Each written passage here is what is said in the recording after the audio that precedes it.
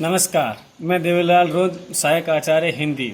आज अपने कोटा विश्वविद्यालय कोटा के बीए द्वितीय वर्ष के प्रथम पेपर में रस संप्रदाय का अध्ययन करेंगे। इसमें प्रमुख विवेच्य बिंदु है रस शब्द के भिन्न भिन्न अर्थ और परिभाषा का अध्ययन, रस संप्रदाय की परंपरा क्या रही है हमारे यहाँ पर, और रस निष्पत्ति का सूत्र क्या है। सबसे पहले सामान्य परिचय। भारतीय काव्य शास्त्र में रस सिद्धांत सर्वाधिक प्राचीन एवं महत्व का अधिकारी रहा है। इस सिद्धांत के अनुयायी आचार्यों ने काव्य की समीक्षा और विवेचन रस को केंद्र में रखकर किया है। रस शब्द के अर्थ और परिभाषा। रस शब्द रस धातु में अच प्रत्यय जोड़ने से बना है, जिसका सामान्य अर्थ है आनंद देने वाली वस्तु से प्राप्त होने वाला सुख या स्वाद। इसकी व्युत्पत्ति आस्वाद्यते इति रसः के रूप में भी की गई है, जिसका अर्थ है जो आस्वादित किया जाए अथवा जिसका स्वाद लिया जाए वो रस कहलाता है। रस शब्द पदार्थ के साथ जुड़कर कसेला, तीखा, खटू, लवण आदि स्वाद को भी प्रकट करता है। आयुर्वेद में औषधियों के रूप में भी रस की विवेचना की गई है। इंद्रियों के संसर्ग से मिलने वाले रस को विषय सुख नाम से भी जाना जाता है। आध्यात्मिक क्षेत्र में ब्रह्मानंद को रस की कोटि का माना गया है। तैत्तिरीय उपनिषद में ब्रह्म की रस रूप में भी विवेचना की गई है। बोलचाल में रस शब्द का प्रयोग बातों का रस आदि के भी रूप में प्रयोग किया जाता है।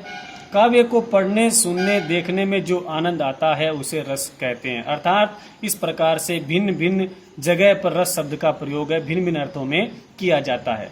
परिभाषा के रूप में रस संप्रदाय के प्रवर्तक आचार्य भरत मुनि के अनुसार जिस प्रकार अनेक प्रकार के व्यंजनों से युक्त अन्न भोग करते हुए स्वस्थ पुरुष आनंद की प्राप्ति करते हैं, उसी प्रकार विभाव, अनुभाव, संचारी भावों से संपन्न स्थायी भावों का आस्वादन करते हुए सहृदय जन रस का आनंद लेते हैं।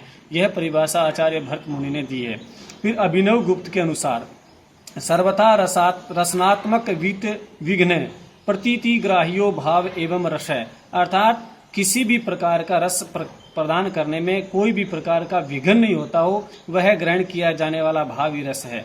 मम्मट के शब्दों में व्यक्तः स तेरवी भावव्यू स्थायी भावो रस स्मृत है।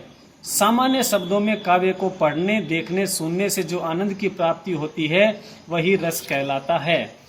अब बात करते हैं रस संप्रदाय की परंपरा की। इसके प्रवर्तन का श्रेय आचार्य भरत मुनि को दिया जाता है। उन्होंने अपने ग्रंथ नाट्य शास्त्र में रस सिद्धांत की विवेचना की है।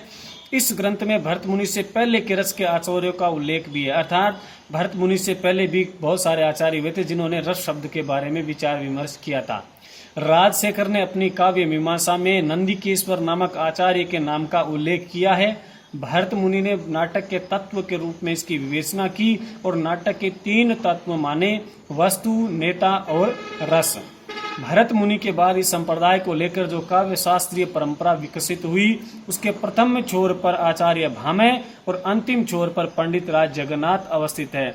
यानी रस संप्रदाय के अंतिम प्रतिष्ठापक आचार्य पंडित राज जगन्नाथ को माना जाता है। आनंदवर्धन ने रस ध्वनि को काव्य की आत्मा माना था। उन्होंने रस को ध्वनि के साथ संप्रदाय के साथ जोड़ करके एक नया विवेचन प्रस्तुत किया था। आचार्य विश्वनाथ ने सर्वप्रथम रस को काव्य की आत्मा माना था। रसात्मकम वाक्यम काव्यम। पंडित राज जगन्नाथ ने रस गंगाधर नामक ग्रंथ के माध्यम से इसे पराकोटि तक पहुंचा दिया था, यानी इसको ब्रह्मानंद सहोदर की उपाधि भी प्रदान की थी। अभिनव गुप्त ने इसका विस्तृत और गंभीर विवेचन किया। रीतिकालीन आचार्यों ने और आधुनिक युग के कई आचार्यों ने इसकी विवेचना की है। जैसे रीतिकाल का पूरा संप्रदाय है, उसमें रस विवेचन देखने को मिलता है। आधुनिक काल में आचार्य रामचंद्र शुक्ल है, अयोध्या सिंह उपाध्याय, हरिओद है, इन्होंने भी रस को लेकर के ग्रंथों की रचनाएं की है। अब बात करते हैं रस निष्पत्ति कैसे होती है। उसका सूत्र सर्वप्रथम भरत मुनि ने अपने ग्रंथ नाट्य शास्त्र में इस प्रकार से दिया है। विभावानुभाव व्यभिचारी संयोगाद रस निष्पत्ति ही, अर्थात विभाव, अनुभाव और व्यभिचारी भावों के संयोग से रस की निष्पत्ति होती है। तो इस प्रकार से ये रस निष्पत्ति का सूत्र इन्होंने दिया था। आगे के अध्याय में हम रस के स्वरूप के बारे में और रस निष्पत्ति का जो सूत्र है उसकी व्याख्या 4 आचार्यों ने की थी, उनके क्या क्या मत है उनके बारे में अध्ययन करेंगे। धन्यवाद।